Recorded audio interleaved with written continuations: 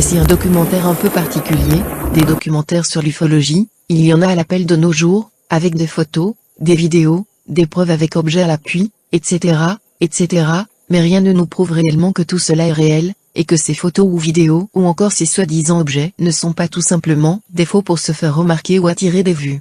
Ce que je vous propose, ce n'est pas des preuves indéniables sur une existence, ou non, d'une vie extraterrestre, je vais simplement vous orienter vers les bonnes questions à se poser, et ce sera à vous de vous faire votre propre opinion. Certains vont se dire, oh pas très intéressant de faire une vidéo sur l'ufologie sans des preuves accablantes, mais au moins, je ne propose rien de faux et encore moins de falsifié, car beaucoup de personnes ne croient que ce qu'ils voient, c'est donc pour cela que je m'oriente vers ce style de vidéo où chacun a le droit d'en venir à la conclusion qu'il veut. C'est parti, je vais commencer par l'âge de la Terre, 4,543 milliards d'années. Comment savoir ce qu'il s'est réellement passé dans le passé, sachant depuis quand la Terre existe et sachant que l'âge de l'homme est d'approximativement 2 millions d'années, alors que nous sommes capables d'analyser notre passé avec plus certitude depuis seulement une dizaine d'années, et en 10 ans analyser 4,543 milliards d'années, le délai me semble court. Pourquoi ce petit cours d'histoire, vous allez me dire? On y arrive, vous allez comprendre.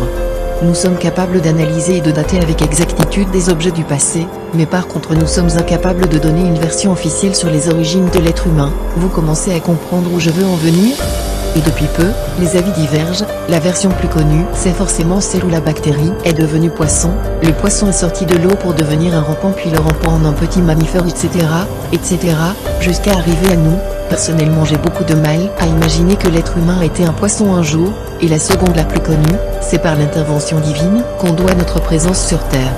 Ensuite il y a les moins connus, et récemment de nouvelles hypothèses sont apparues. Certains pensent qu'au cours de notre évolution nous avons subi une mutation génétique, et d'autres, plus rares, mais elles méritent d'être citées, pensent que la Terre n'est pas notre planète d'origine, ils pensent qu'on nous y a posé volontairement. Je ne vais pas rentrer dans les détails de ceci, car comme je l'ai dit cela reste un documentaire où vous pouvez tirer vos propres conclusions.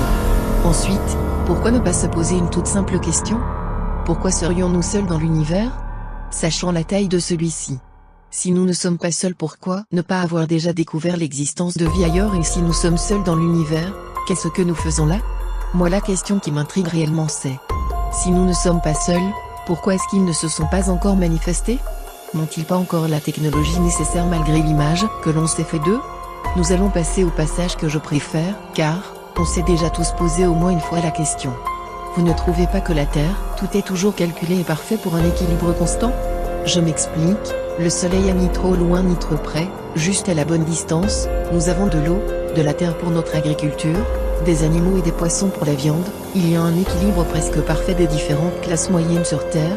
Là, vous vous posez des questions je pense, mais vous allez comprendre, si on était tous très intelligents et que nous faisions tous des hautes études pour être au plus haut des hiérarchies, qui cultiverait nos ressources, qui construirait nos bâtiments, qui serait là pour nettoyer nos rues ou nous apporter nos journaux, ou encore plus simple pour construire simplement les inventions des ingénieurs?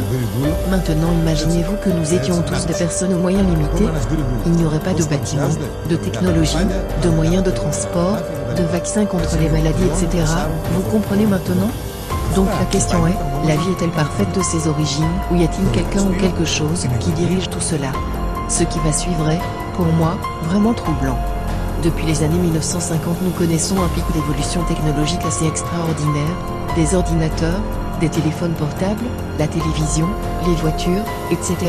Tout cela n'était pas réellement opérationnel avant les années 50, ils existaient bien quelques modèles, mais en rien équivalent avec ceux sortis après les années 50. Et qu'y a-t-il eu avant les années 50? Vous ne savez pas? En juillet 1947, le crash de Roswell bien sûr, la technologie que l'on connaît et son apogée, viendrait-elle de cet événement? C'est une question à se poser en tout cas. Malgré plusieurs théories, il est toujours impossible, à l'heure d'aujourd'hui, de dire comment les pyramides ont été construites, ni même savoir la date de leur construction, mais elles ont au minimum 4500 ans, imaginez-vous à cette époque, sans technologie, ni machines, ni ingénieurs, ni outils, comment ont-ils réussi à soulever des blocs pesant plusieurs tonnes à des centaines de mètres de hauteur, et surtout à les transporter jusque-là? Comment ont-ils fait pour avoir une construction aussi complexe et précise sans outils de mesure? Tant de questions qui n'ont aucune certitude, tant de choses sont encore à découvrir. Tout ce que nous pouvons faire pour l'instant, c'est de se créer son propre opinion et espérant qu'un jour tout sera dévoilé au grand jour.